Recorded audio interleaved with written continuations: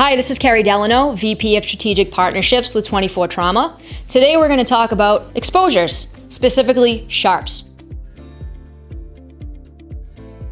Let's talk about exposures. Sharps. What's usually the first thing that comes to mind? Needles. There are some other things to consider going into the various scenes that you respond to. Tack strips. Everybody knows what a tack strip is.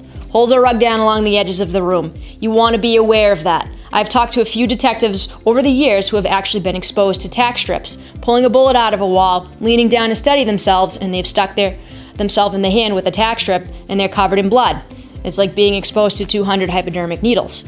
We also talk about taser barbs. If you're pulling a taser barb out of somebody after you've tased them, obviously you want to be very careful. I talked to an officer who pulled the barb out, stuck herself. The assailant knew that she had stuck herself, so he started claiming that he had HIV and hepatitis and every other disease in the book. We also talk about flies and mosquitoes. Can you catch hepatitis or HIV from a mosquito that bites someone who has a disease? No. There's an enzyme in the mosquito that breaks down the viruses, so you cannot catch it that way. We also talk about flies. You respond to an unattended death.